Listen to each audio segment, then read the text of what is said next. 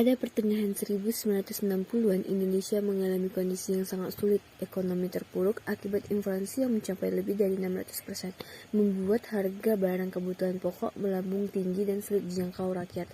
Kondisi ini diperparah oleh ketidakstabilan politik setelah peristiwa Gerakan 30 September 1965 yang menyebabkan konflik antara berbagai kelompok politik, terutama antara TNI dan PKI. Situasi ini memicu kemarahan rakyat, terutama kalangan mahasiswa yang merasa pemerintah tidak mampu mengatasi krisis. Di tengah situasi yang semakin kacau, mahasiswa yang tergabung dalam Kesatuan Aksi Mahasiswa Indonesia KAMI mulai mengorganisir aksi protes besar-besaran.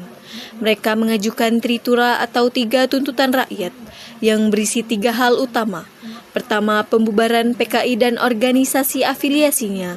Kedua, perombakan kabinet Dwi Kora yang dianggap tidak efektif. Dan ketiga, penurunan harga barang untuk meringankan beban rakyat.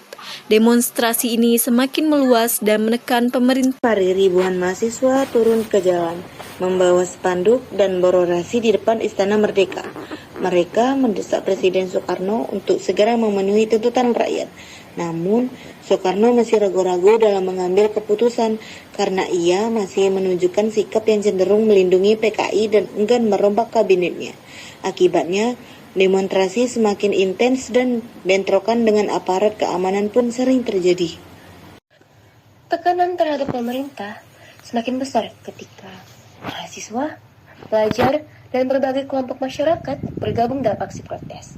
Beberapa organisasi yang mendukung Tritura antara lain Kesatuan Aksi Pemuda Pelajar Indonesia atau KAPPI dan Kesatuan Aksi Guru Indonesia atau KAGI.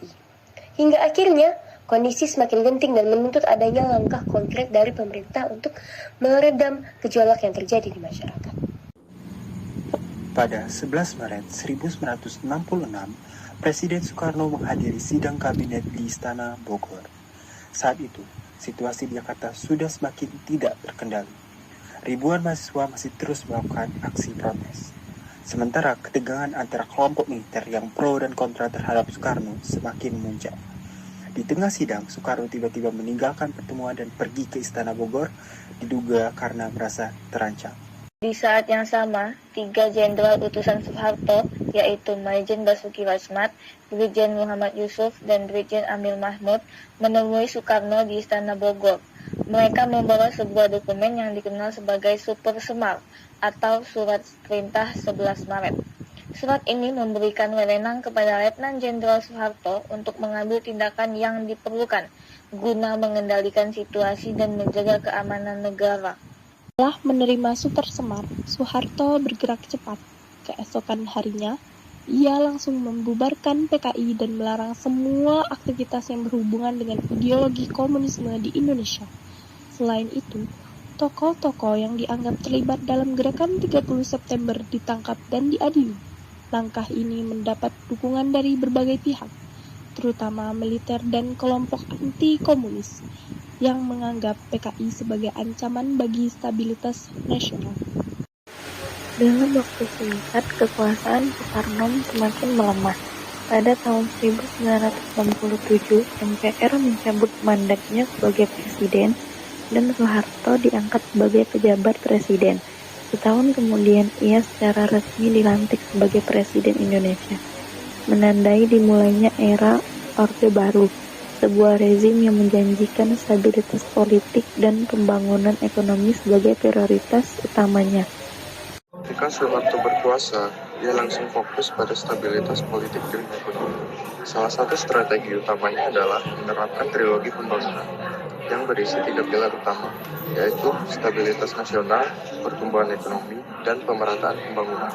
Untuk mencapai tujuan ini, pemerintah mengendalikan sistem politik dengan membatasi oposisi dan memperkuat peran militer dalam pemerintahan.